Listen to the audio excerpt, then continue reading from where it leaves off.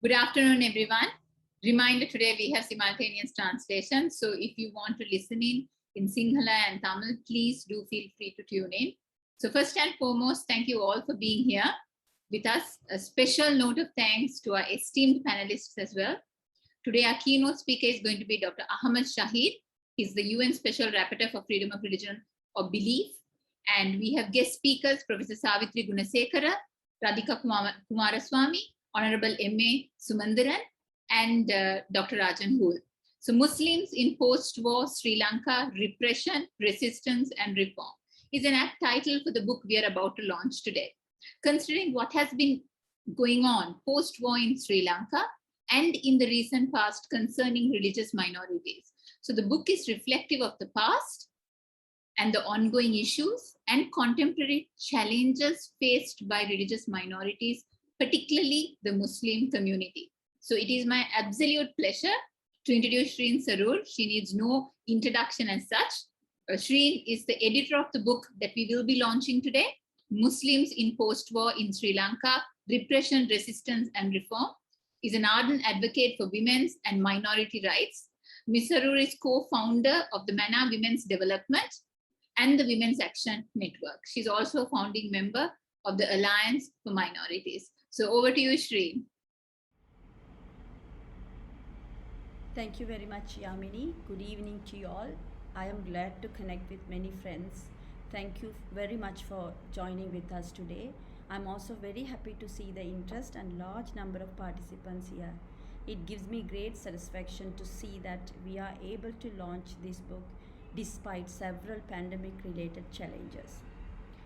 There were multiple issues that we were confronted within the post-war context, including increasing anti-Muslim attacks. Then came the Easter attacks that jolted all of us and changed the dynamics altogether. The Easter attackers were homegrown Islamist terrorists and carried out this atrocious crime supposedly in collaboration with ISIS targeting mostly Catholics. The day after the bombing, a few of us decided to go to Negombo. I was nervous and guilty when entering the road that took us to the devastated St. Sebastian Church. We saw Aisha's janaza being carried to Periyamulla Mosque.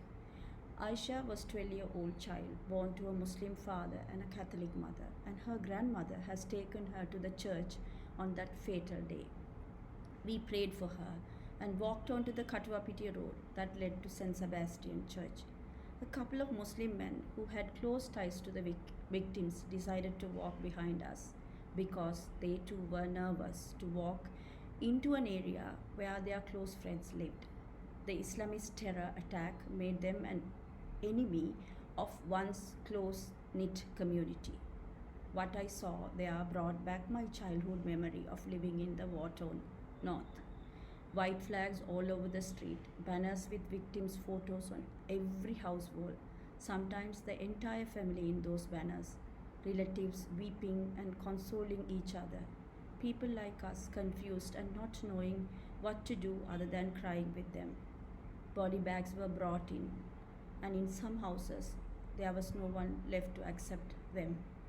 Seeing blown up bodies and disfigured human remains had been the normal in the society I lived in then, and there has been many bombings of places of worship where civilians sought refuge in north.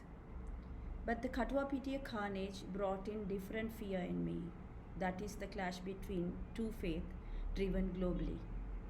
Not so long ago, we saw war crime and crime against humanity committed when the state finished off the war. We have not even begun to digest it, and now we must grapple with another invisible war of Islamic terror that brought home global war on terror. The growth of Islamic Reformist movement has been on the rise in Sri Lanka since 1990. Intolerance towards different groups grew rapidly. We witnessed a move to seek exclusivity and an Islamic identity that mostly showed off one as more pious than the other based on which Islamic ideology and sect one followed. The manifestation of such regressive identity was imposed mostly on women and children in the form of dress code, control of their mobility, especially mingling with other communities, and denial of access to proper education or push towards more religious education and strictly adhering to halal certification and Islamic banking. Katangudi in particular today stands as an example of Muslims seeking not only personal exclusive identity but also territorial one with its dates tree and towering mosque with various Middle Eastern architecture. A few of us within the Muslim community started to critically examine the manifestation of this identity in relation to Easter Sunday carnage. After the attack, we asked ourselves, where did we go wrong? How did we fail to see what has been taking place around us and what can be done? Well, the nature of Sri Lankan Sinhala Buddhist state and its racist treatment of minorities, including religious minorities, in the post-war context is well known.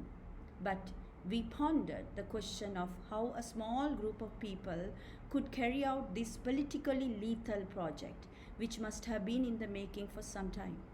Unless the Muslim community finds a solution to this problem, we will never be able to stop further destruction.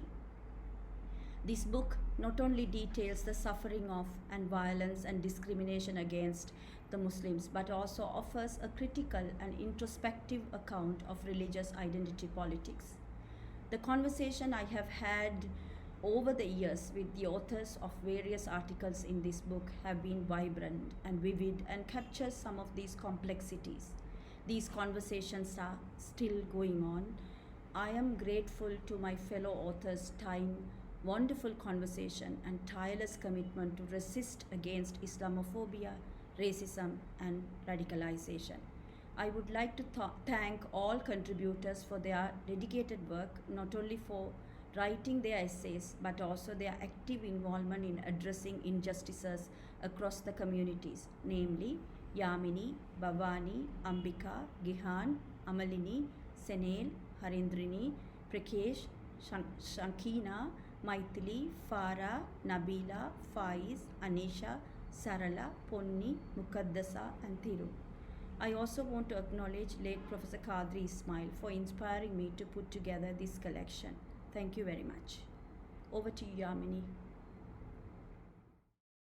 Thank you, Shreen. And now next we will go into our keynote speaker for today.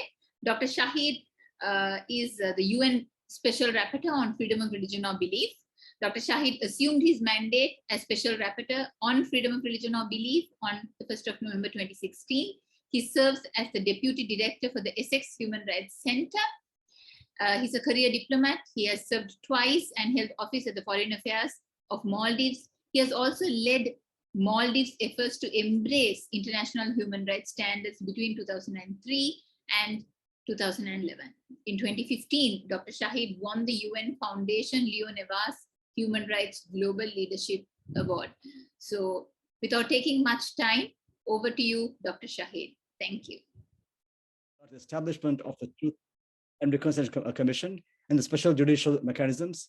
And there are still many questions. At the same time, little has been done to investigate and prosecute individuals, including members of police and security forces, for past violations, such as torture, enforced disappearances, and extrajudicial killings, as well as to undertake the appropriate measures to prevent their recurrence. The appointment to senior command of military officers whose troops under their command had committed gross violations during the war, and the control of the judiciary by the executive branch and the unfettered discretion of the president to appoint all judges of the superior courts, as per the 20th Amendment of the Constitution, are just a few examples of how Sri Lankan authorities appear to understand the meaning of accountability, justice, and national healing process. Of special concern is the recent adoption of regulations on de-radicalization from holding violent extremist religious ideology of 2021, which expand upon provisions of the PTA and which contradict Sri Lanka's international human rights obligations.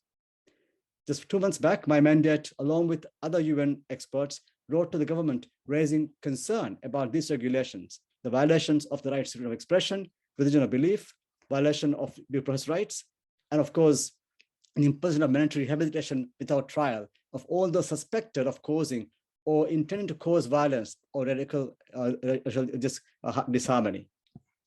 In addition, more needs to be done with regard to the rights of women and girls.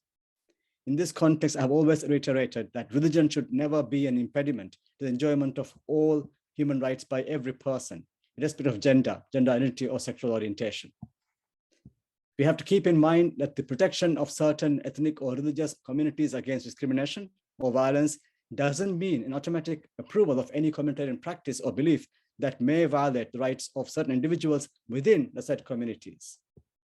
Much of my work globally has focused on addressing multiple forms of discrimination or intersectionality, about disadvantages suffered by minorities within minorities.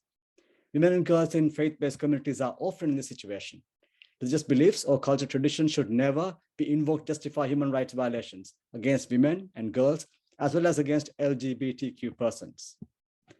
I said there are very promising elements in the book, and among things that struck me most is the intersectional analysis offered by two authors, Nabila Iqbal and Amir Faiz, with regard to the experience of Muslim women and the prospect of meaningful reform to the MMDA, the Muslim Marriage and Divorce Act.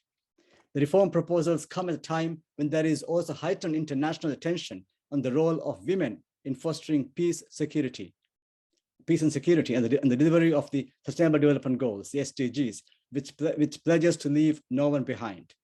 I understand that the Cabinet has approved a full reform of the MMDA in April this year. The proposed reforms include better access to justice for Muslim women and protections against what Professor Franz Rede calls harmful practices and lesser infringements. This is an important moment that comes after 60 years of struggle by women in Sri Lanka to reform the MMDA and of course the MMDA, including the male guard system and other infringements. And this opportunity must not be squandered. Today, I call upon Muslim leaders and politicians to support the reform of the MMDA, to recognize that women have an equal right to freedom of religion and belief, as do men. I further join the UN Committee on Elimination of All Forms of Discrimination Against Women, the CEDAW, by calling on the government of Sri Lanka to amend all personal laws, including the Muslim, Kandyan, and Tasawa Lamai Personal Code, and to remove all discriminatory provisions affecting women and girls. I want to conclude by commending the work of the vibrant civil society and their proven capabilities to accurately monitor and report on the human rights situation in the country. I encourage them to continue to do so, including working with global human rights movement and mechanisms such as those of the UN. And lastly, my very final word, I want to thank the authors, editors, publishers, and other contributors of the book for producing such an excellent gem of volume, Muslims in post-Sri Lanka, Repression, Resistance, and Reform. Thank you. Thank you so much, Dr. Shahid. It was lovely listening to you, and we will now go on to Professor Savitri Gunasekara, who is going to be one of our first guest speakers on the panel.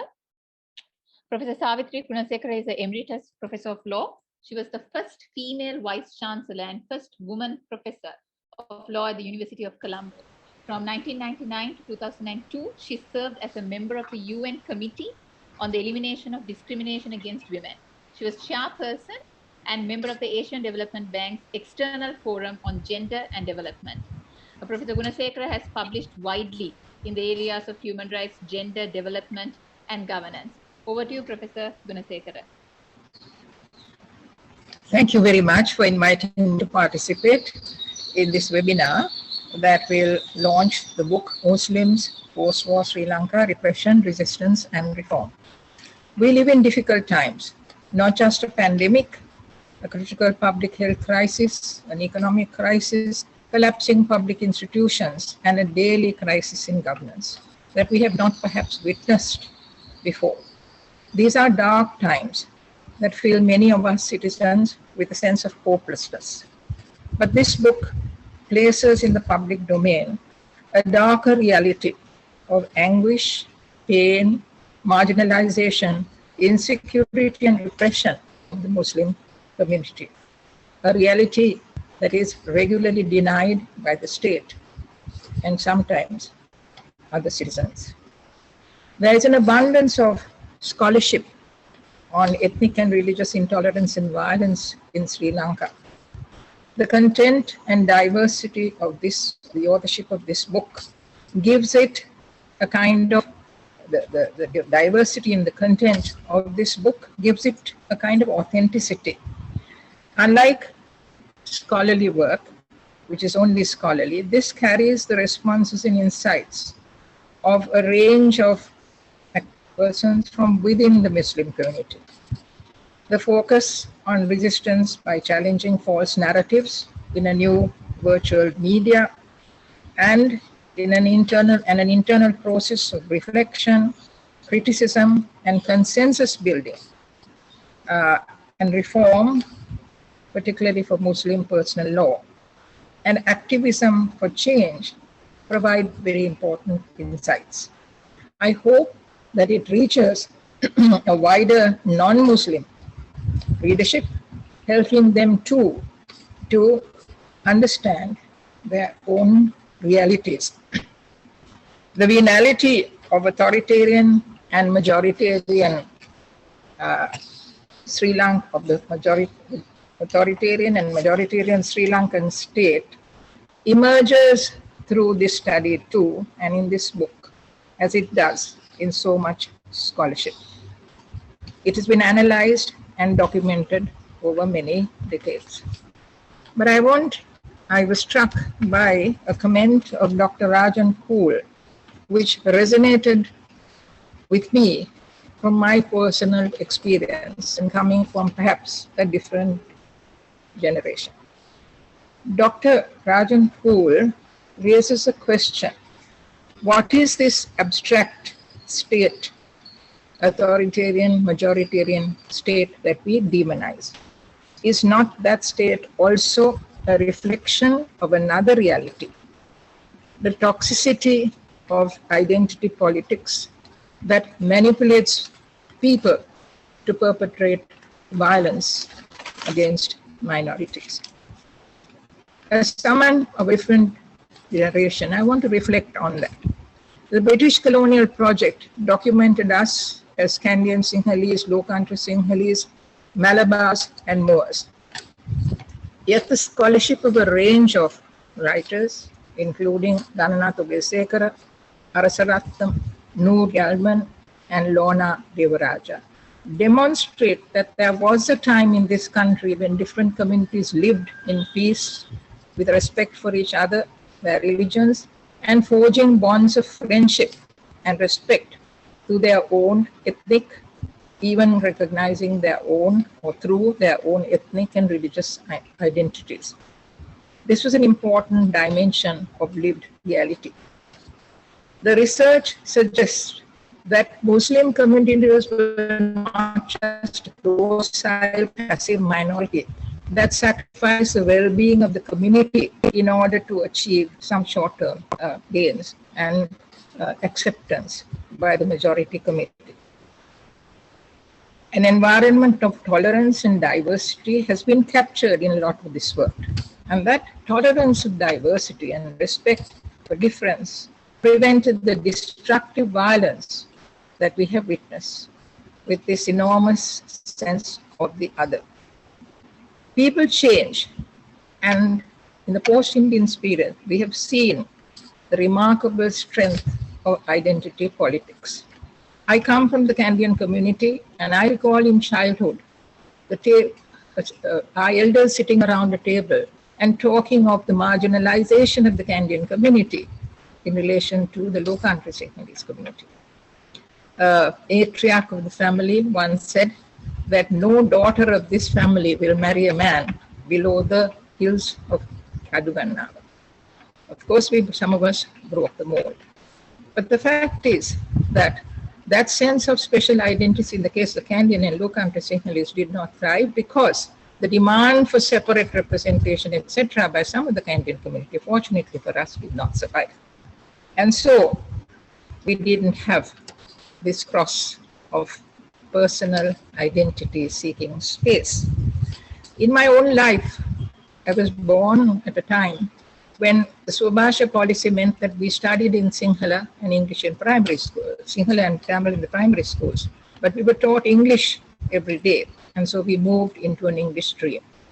In university, we were fortunate to have an environment where we interacted with other communities, shared bonds of friendship and closeness which have lasted a lifetime.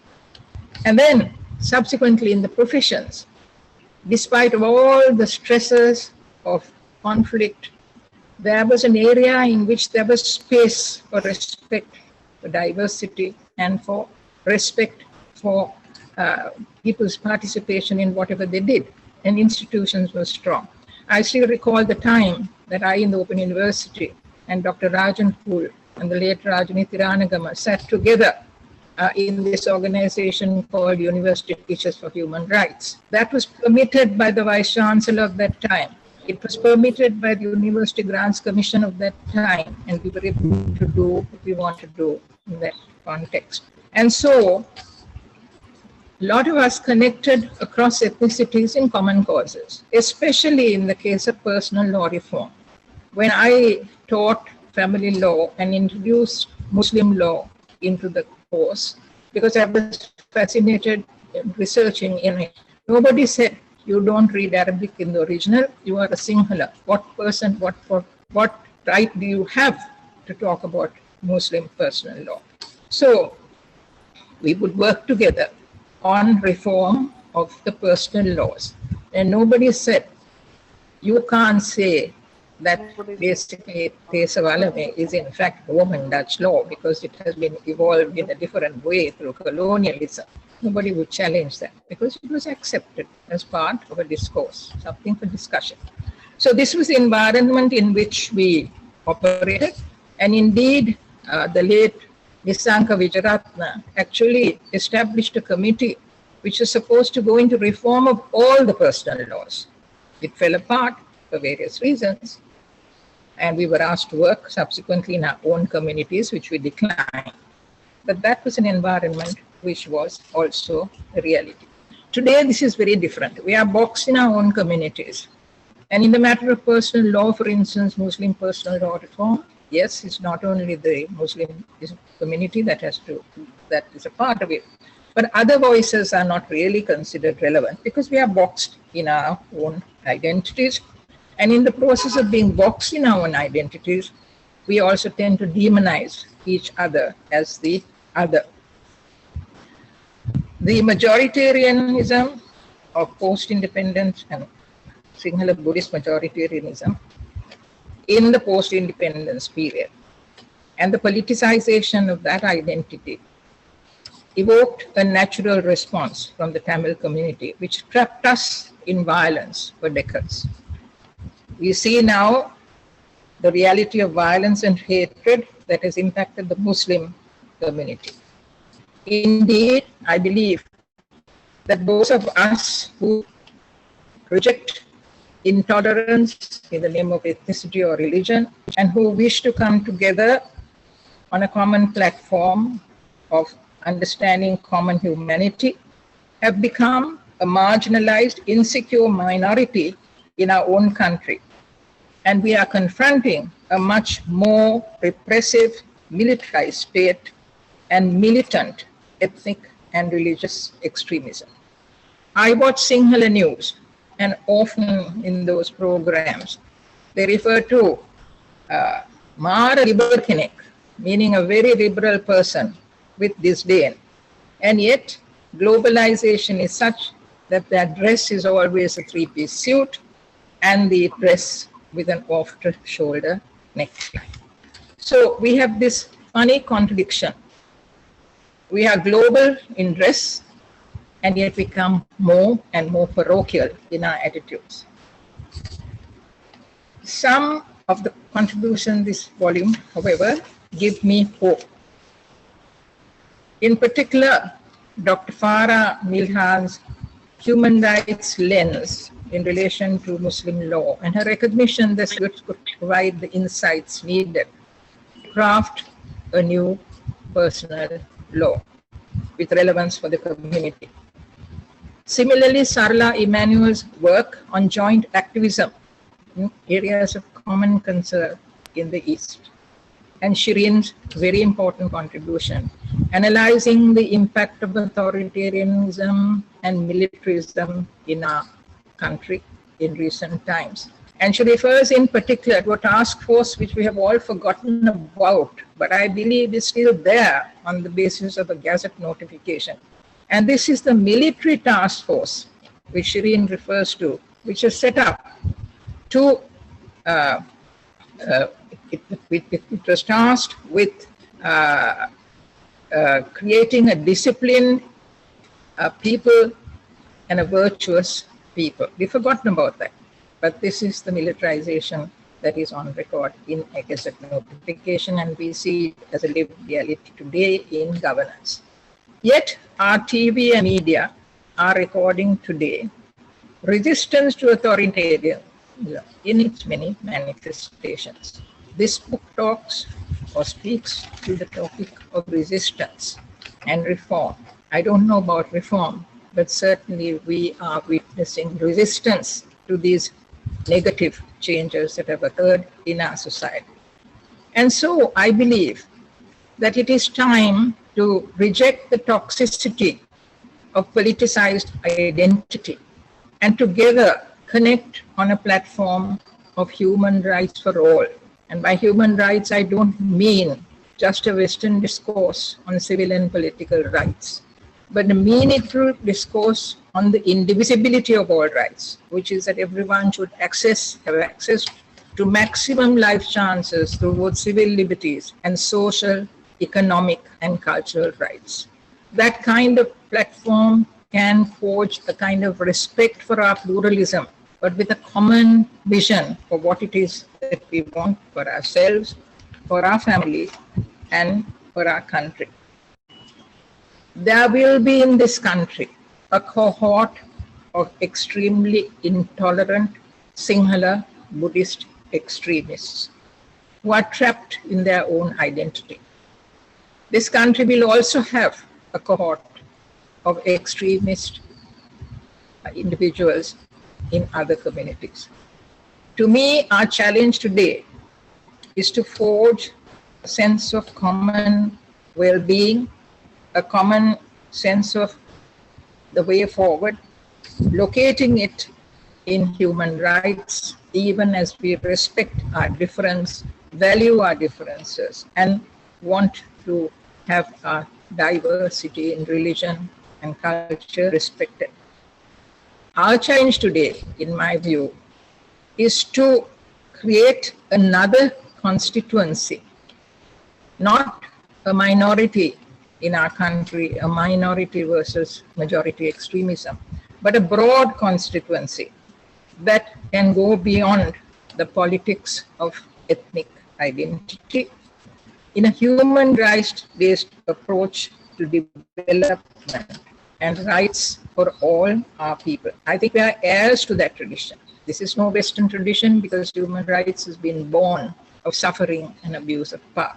And if we can do that, I think we can try to stop this toxic identity politics, which has both destroyed and shaped our country in the post-independence period. That negative approach will not merely survive, as it has for decades, but it will surely destroy all of us. And then, of course, those of us who believe in human rights, respect for each other, want to forge bonds of friendship and caring between our communities, and who are not intolerant and want the same vision of human happiness for all of us, will surely become a new type of minority in our country. Thank you. Thank you, Professor Gunasekara. Thank you so much for your insightful thoughts. And I'll quickly go on to our next panelist, guest speaker. But before I do that, we just want to let you all know that we have some technical issues with the Tamil interpretation. And sincere apologies regarding that, because the Tamil interpreter is unable to connect due to some technical connection issues. And we are working on it, but in case it doesn't come through, our sincere apologies, and please bear with us on that. And without further delay, over to Dr. Radhika Kumaraswamy, who served under the UN Secretary General as a special representative of the Secretary General on Children and Armed Conflict from 2006 to 2012. She was the first UN Special Rapporteur on Violence Against Women and was a member of the UN Independent International Fact-Finding Mission to Myanmar. And in Sri Lanka, Dr. Kumaraswamy was the chairperson of the Human Rights Commission from 2003 to 2006. And she was also the director of the International Center for Ethnic Studies. So keen to hear your endorsement and your thoughts, Dr. Kumaraswamy, and over to you. Thank you very much. Let me begin by thanking the organizers for inviting me. I also want to thank Shireen for this monumental effort and work that she has put forward, and all the authors, as this is really a very powerful volume, which I hope people will read. It is a very pioneering book, I think, and the articles are by young scholars and activists. It's very contemporary. It is about the present. It's about the full range of issues facing Muslims in Sri Lanka in recent years.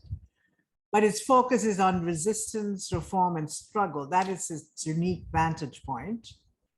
It speaks to the Easter bombings, the attacks on property, the use of the PTA, use of counterterrorism strategies, what it's like to be at the receiving end of an aggressive criminal justice system, what it's like to be a victim of forced displacement. And it speaks to the endless search for non-discrimination, justice, and accountability. And of course, there's a special emphasis on Muslim women as peace builders and as fighters for rights within their own community. In the 1980s and 1990s, when I was doing research work at ICS, there was always a discussion about how the Muslims were the model minority. Professor Lorna Devaraja's book on the Kandyan Kingdom described a fully integrated and very prosperous minority living in peace. And this was always put forward in opposition to the Tamils, who were seen as difficult, rebellious, and violent. After being thrown out of the north by the LTTE, some Muslim men even supported the war effort. But all that service has been forgotten by the Sri Lankan state by 2016. And now the focus is on the Muslims as the violent and rebellious minority. Sarat Birasekar's comment that there's an ISIS fighter in every Muslim is an alarming manifestation of this blinkered vision. And of course, they remain skeptical about Tamils as well. And this kind of approach, especially by important figures, public figures, feeds into a narrative that minorities are untrustworthy, disloyal to Sri Lanka, and often it has sometimes its own self-fulfilling vicious logic. Muslims have experienced persecution by both the Sinhalese and Tamil groups. In 1990s, they were driven out of Jaffna by the LTTE. Many of them lived for a long time as IDPs in Putlam and other areas. A whole generation of youth have grown up in these camps. This experience of eviction and displacement is captured well in Shireen's chapter on this book on displacement, the cruelty of some of the LTTE cadre and the disempowerment that comes from leaving everything behind. The voices captured in this volume on this period, often neglected period of Sri Lankan history, is very moving. But of course, now Muslims are now at the receiving end of violence in the south. They're killed in some instances, their properties are damaged by mobs, they're threatened, and most of all, they are disrespected. Every Muslim today will have a story to tell. Muslims live with what Pradeep Jagannathan once said in the 80s about the Tamils, so they live in the anticipation of violence, fear that something can happen at any time, triggered by the slightest thing, and they're never fully at ease. Professor Veena Das has written a great deal about violence in South Asia, especially about the ethnic riot. Riots or pogroms are particularly vicious, pernicious, because they completely tear apart the social fabric. She calls it intimate violence because perpetrators can come from the same neighborhood. This book captures this violence and its effect on the Muslim community. What is, of course, is unforgivable is the impunity that is given by the state to those who carry out these criminal acts. The JVP episodes that we have read about, these episodes, because of the impunity and the lack of action, you will find many people living next door to the person who may have killed your father or burnt your shop. Most people, of course, prefer to leave than live in this kind of insecurity. And I sometimes wonder whether perhaps that was the original intention. The book also has a great deal of material on the whole criminal justice system and how it is skewed by ethnic and religious bias and unfairness. There is an excellent section and a chapter on Muslim prisoners under the PTA by Ambika Satyanathan. There's also the chapter by Shireen on the counterterrorism conducted by the state that actually ends up further terrorizing the community concerned. Who was arrested, who was detained during these police and army operations seems to have been quite arbitrary. Arrest now and process them later seems to have been the strategy. No one can calculate the actual effect on all this as on the detainees. In the 1980s, I used to take affidavits from PTA detainees who were victims of torture. The anger, the hate they felt, I knew would erupt in another way. It helped create the path to the growth of the militant movements. I would truly urge the government to pause and think about fighting terrorism in this particular way. These attacks were a terrible thing. Nothing in this book attempts to justify them. Everyone now wants to know who was the mastermind. Yet regardless of the mastermind, young Muslim men were ready to give their lives in this very brutal way. That is perhaps the most disturbing fact we have to face. That is where we should focus. Root causes must be analyzed. It is true there were fanatic teachings by religious groups, but what is it that makes you respond to such teachings? Many of our governments go on about terrorism, but terrorists do not grow on trees. Societies produce them. I was on the Youth Commission after the JVP insurrection in the 1990s, and one word they kept repeating when we met these young men over and over again was asadania. And if you want to understand asadania with regard to the Muslims, this book is a particular good starting point. In dealing with these issues, one must also look at the big picture. All this began before the Easter attacks. Radicalization of some parts of the Muslim community unsettled people. The response to this radicalization was overwhelming. Discrimination and violence escalated and were encouraged by parts of the state. We have to recognize that local, commercial, and political rivalries were exploited and fanned the violence. The local Mudalali who is threatened by his Muslim counterpart. We have to acknowledge the role played by religious figures turned into populist warmongers, been given a platform by the media and the state. And we have to identify political actors trying to get votes who were seen on the streets encouraging the mob. One important article in the book asks, why this impunity? Where is the accountability? And also the much larger picture. In recognizing the big picture, we must also understand the forces that operate outside Sri Lanka and how they impact us. The global war on terror and how it was conducted. How does it affect our thinking, especially the thinking of our states and our military? Our majoritarian neighbors with particular anti-Muslim bias, India and Myanmar, how do they affect us? Big tech companies and their platforms. Social media, for example, is a serious issue. I was on the fact-finding mission to Myanmar and looked in detail the link between Facebook and the violence against the Rohingyas. And I think people have found the same link between social media and the violence in Digana and other areas. And so how do we deal with those issues that are sometimes outside our borders? These social media produce a situation of rolling hate. And I think these aspects have also to be understood when we deal with these issues. A central part of the book is about Muslim women, their struggles, their suffering, and their hope for peace. It chronicles their struggles when faced with extremism in their community. It chronicles their struggles when Sarah Emanuel chapter on when they're working as peace builders. It chronicles their study for fighting equality and justice within their own community. Now we all have these issues, and Professor Savitri, who is the leading researcher on these issues, has shown, for example, the Tersavalame, how there are some provisions there that are very negative toward women, but actually they were drawn from the Roman Dutch law, and they really were not part of the original Tersavalame.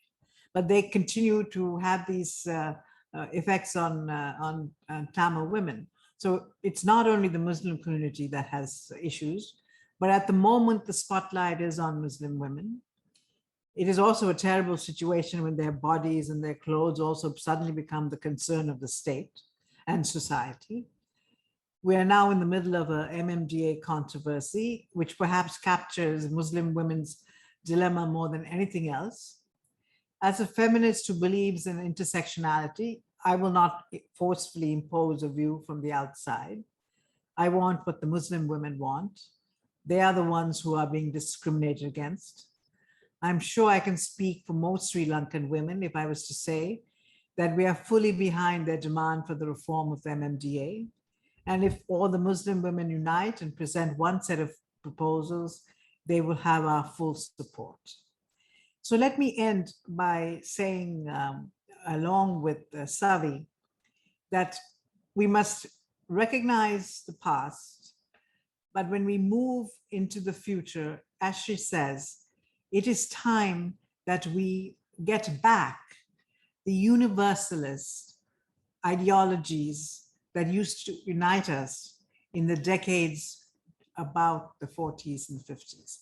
We have, because of, I can go into that, the philosophies and theories, as well as practice and politics, become linked to my parochial identities, both at the national and regional and even at the very local level. And it is time to reclaim the universal, the international. And I think the climate change movement, especially, will perhaps move us in that direction. Thank you. Thank you so much, Dr. Kumaraswamy.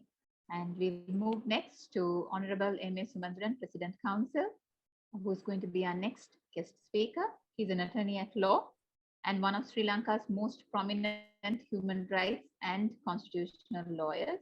He's a member of Parliament for Jaffna, and in 2017, Mr. Sumandran was appointed a President Counsel. He has appeared for petitioners in a number of cases involving fundamental rights, judicial reviews of legislation, and executive action.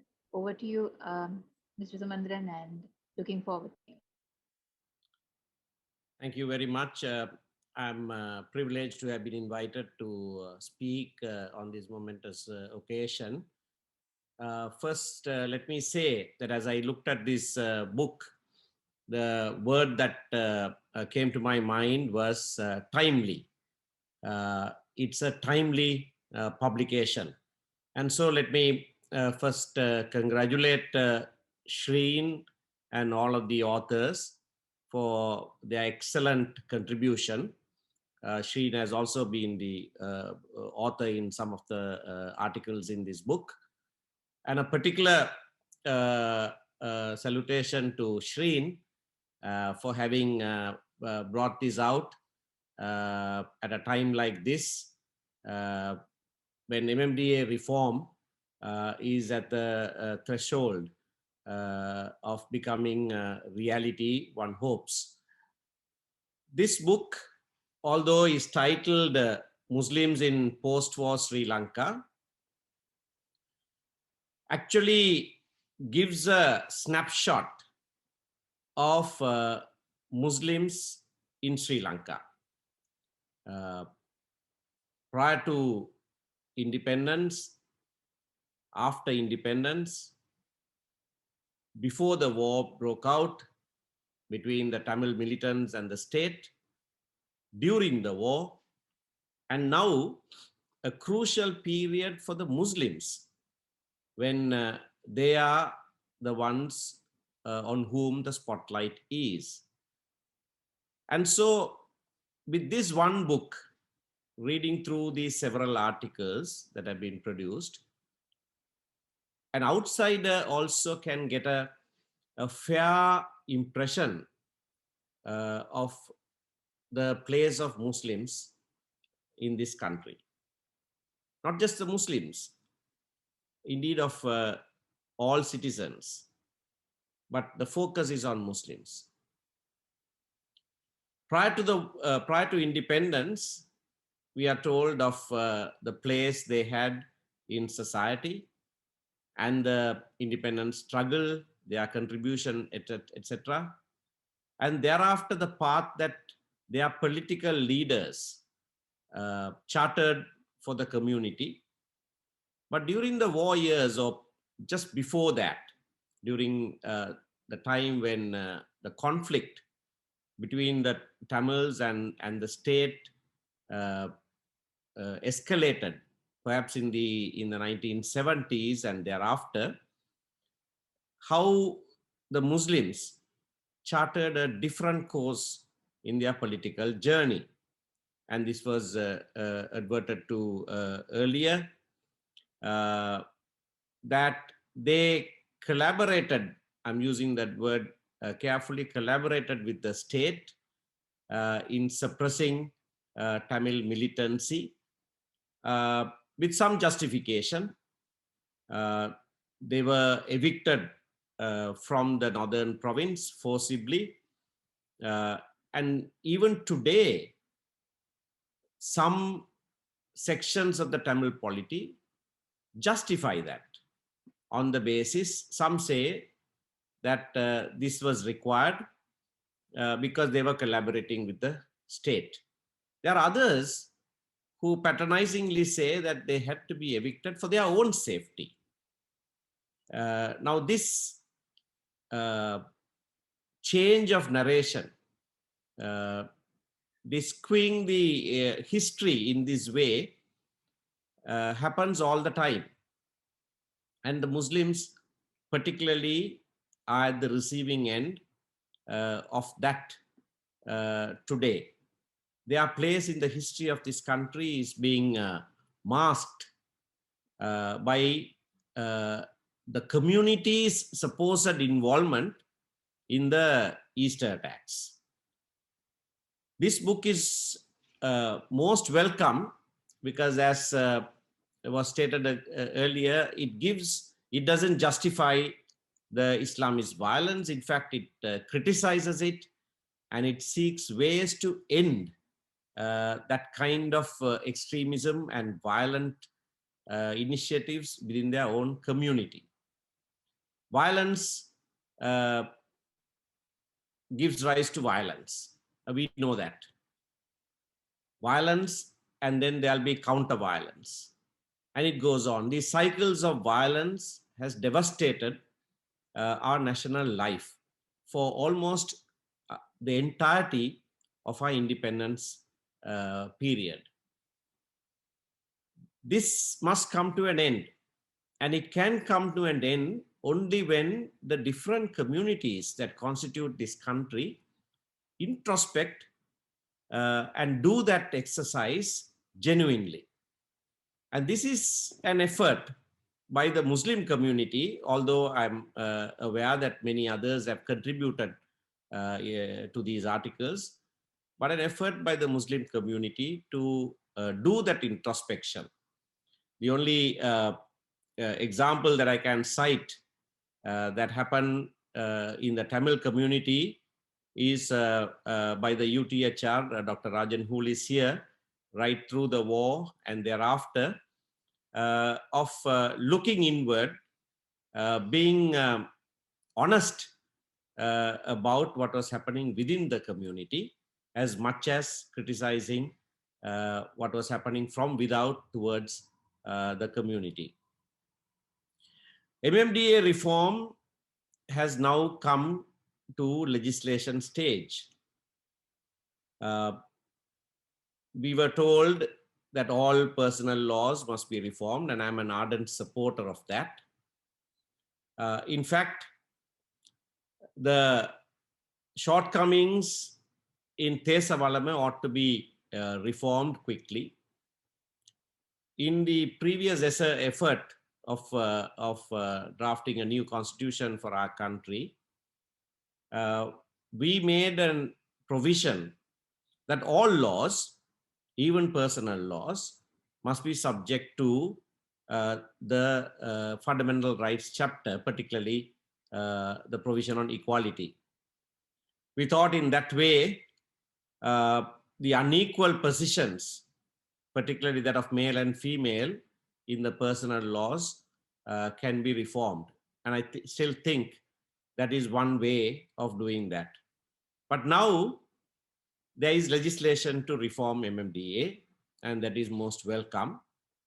Muslim women have suffered immensely under this, and it's heartening to see that they have risen as one voice seeking reform to these personal laws. I once had an interesting case in the Jaffna High Court, the Northern Province High Court, sitting in Jaffna, where a married woman under Tesa Walama had initiated action in the district court, and her action had been dismissed because she had not obtained the consent of her husband for filing that case. And this came up in appeal, and I appeared for her.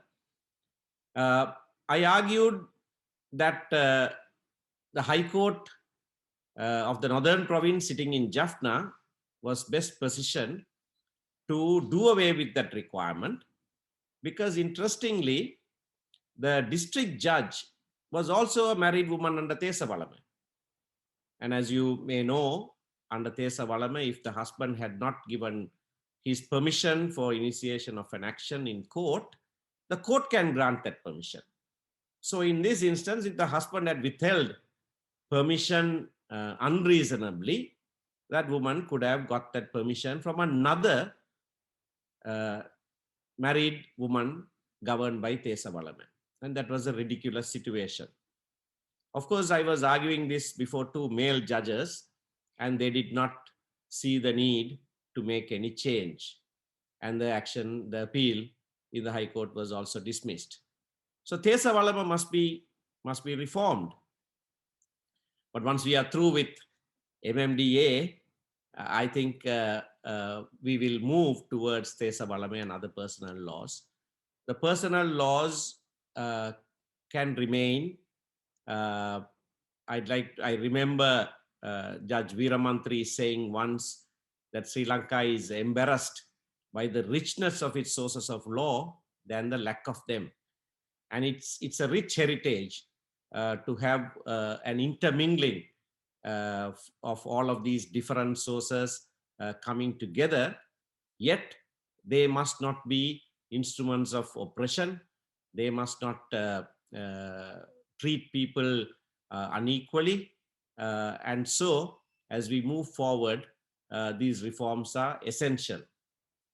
One last word about the violence that is being perpetrated against the Muslim community.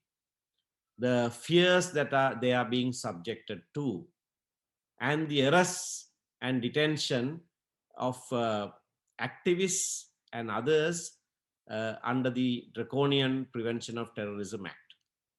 I was glad that the reporter said that the PTA must be repealed.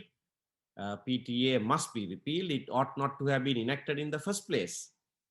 But after 40 odd years, we still have it in our statute books, a law that was enacted for 6 months as a Special Provisions Act.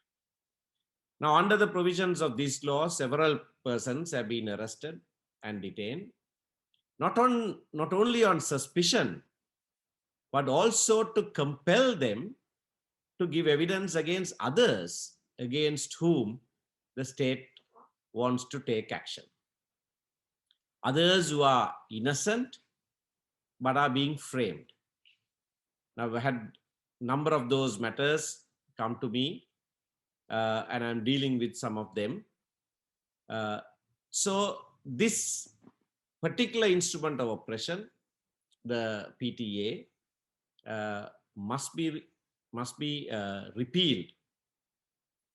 And in the community, there is active encouragement by the state to look at Muslims as enemies of the state, as they did to the Tamils previously. And this sort of hyper activity has done a lot of damage to the psyche of the Muslim citizen in this country. As was said, they have to always now look over their shoulders, wondering when the next violence will break out. As a representative of the Tamil people from the northern province, I must also acknowledge the fact that violence was done to the Muslims in various ways, but most importantly, through the forced eviction and the shortcomings even now in resettling them in their original places in the northern province. We will have to come together in addressing all of these issues. Identity politics has also been commented upon in this forum, and I agree mostly with that. But even those of us who identify ourselves with the identity political sections can play a role in holding hands together with reformists and progressives from other communities and changing the future of our country for all ourselves. Thank you. Thank you, Mr. Sumandaran. And next I will, without any delay, go to Dr. Rajan Hool. Dr. Rajan Hool is the co-founder of the University for Human Rights. He has documented human rights violations carried out by the Sri Lankan government forces, the Indian peacekeeping forces, as well as the Liberation Tigers of Tamileelam. Dr. Hool is the author of Sri Lanka, The Arrogance of Power, Myths, Decadence, and Murder. And also he co-authored The Broken Palmyra, which is an inside account of the Tamil conflict in Sri Lanka. Speaking Truth to Power, Complementary Roles of Kadri and Rajani. In congratulating those who have brought out this volume, Muslims in Post-War Sri Lanka, and Shreen Sarur, who spearheaded this effort, I will dwell on a historical note. An individual whose silent influence speaks through is Shreen's late husband, Kadri Ismail. Kadri devoted his intellectual life speaking truth to power in the cause of human rights and to the conviction that we are stronger together. Anissa Firtus and her companions from Betikalo, who challenged Zahran's isolationism, reflected on their long-standing experience with political violence. We have no reason to invest our faith in anti-terror laws that propagate violence and repression as a solution to such brutality. We strongly believe that the lasting solution to such hatreds lies in our fundamental human relationships and mutual support that have withstood the brutalities of war for decades. This is something that Kadri, as illustrated in his book Abiding by Sri Lanka, and Dr. Rajani Thiranagama in The Broken Palmyra believed in. Both in their own ways played the role of an intellectual speaking truth to power, as described by Kadri's teacher Edward Said in his 1993 Wreath Lectures. Quote, "This figure of an intellectual as a being set apart is someone able to speak truth to power, for whom no worldly power is too big and imposing to be criticized and pointedly taken to task." Unquote. Muslims in post-war Sri Lanka goes beyond the victimhood narrative. That effort is important for any community to emerge without dehumanizing itself in the process of fighting against oppression. Harnessing only the victimhood mentality to mobilize people may work in the short run, but will entrench the community in an ideologically narrow and internally oppressive environment.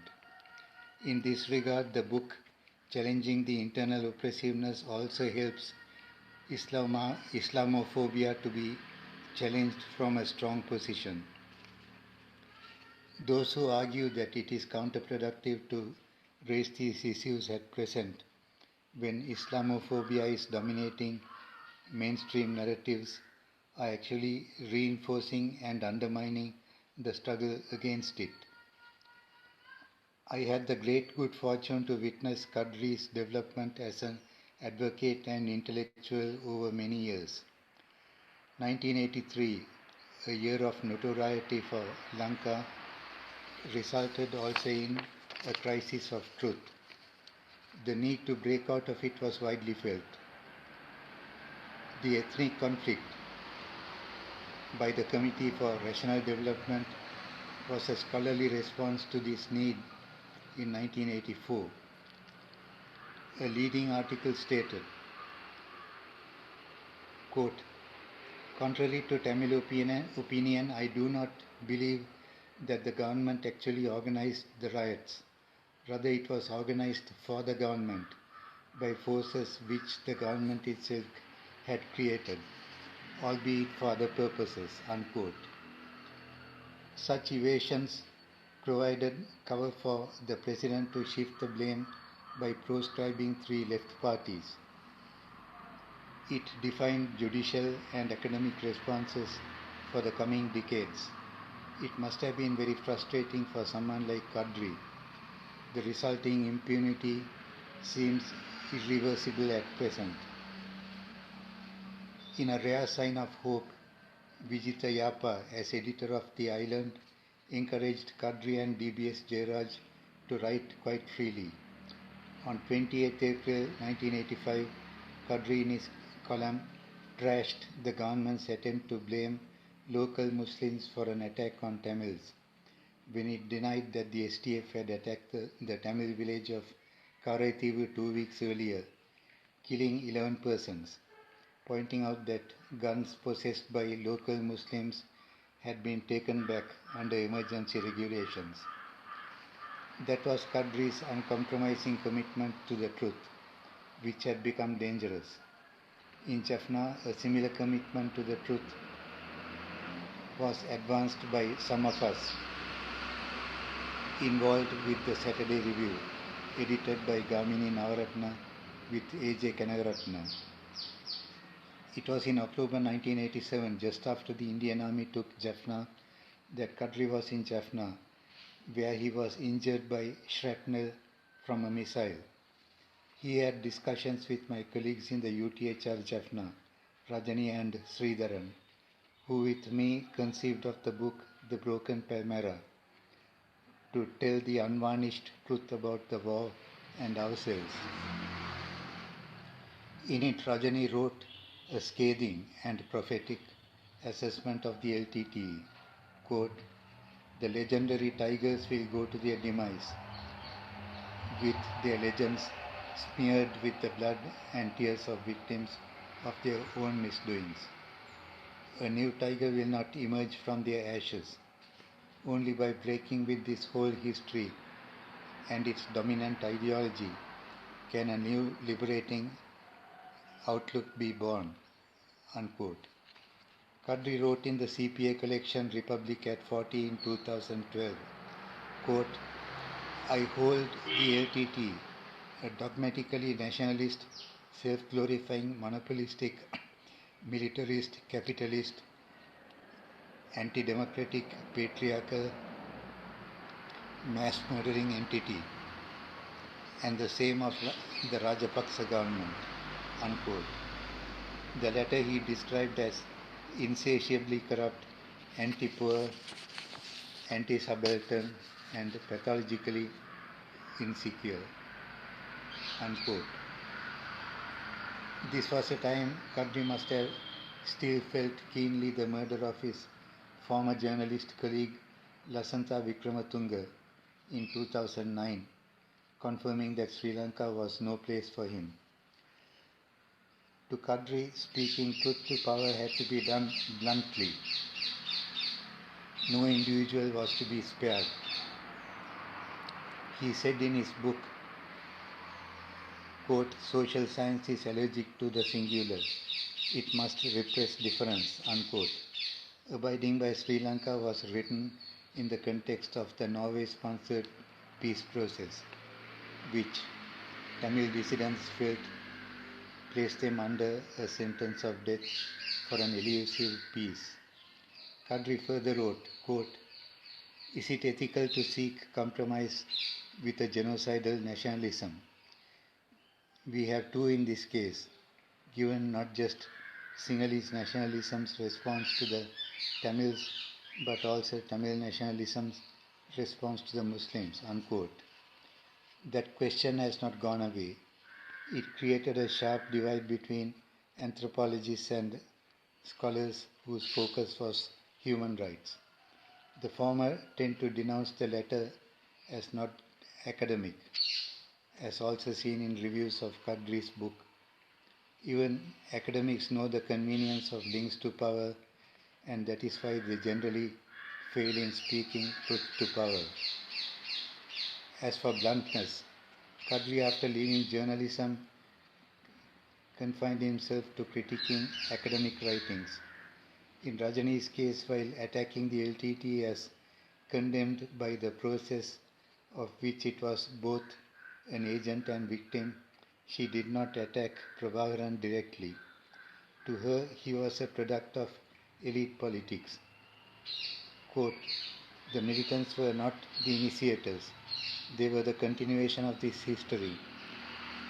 The ideology in its totality goes to the credit of the moderate and middle-of-the-road nationalists, who were the initiators of this narrowness, unquote. She felt deeply for the people and the young LTT cadres who were victims. She wanted to be an abiding presence in the community and an agent for liberating change. Rajani and others who challenged both external and internal terror identified the fatal destructiveness of internal terror. Internal terror is frequently deployed as justification for external terror. To some extent, it weakened the Tamil community on many fronts.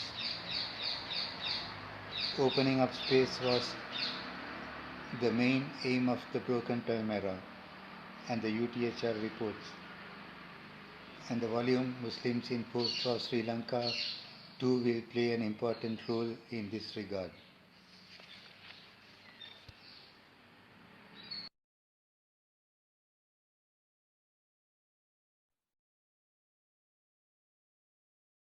Thank you, Dr. Rajan Hool, for being with us today and for sending us your recording. And it was lovely hearing your thoughts on it. So without taking too much time, it's time to actually launch the book on post-war Sri Lanka, Repression, Resistance and Reform. Muslims in post-war Sri Lanka, Repression, Resistance and Reform. So I will, there'll be a link to the book, which will be shared right now. And all of you will be able to access the book via that particular web link, and you can download it. And also you will be able to share it with whomever you want. So without taking too much of time, I will let all of you go and actually have a read for those of you who haven't read the book. And if it was not for COVID-19 and if it was not for the pandemic, I think we would all be together today, even though, so many of you have joined. But unfortunately, due to the pandemic, we are all down to such virtual meetings and launches. And hope you have a good evening and a great weekend. And also with the lockdown officially, unquote, or unofficially off. Thank you. Thank you, Yamini.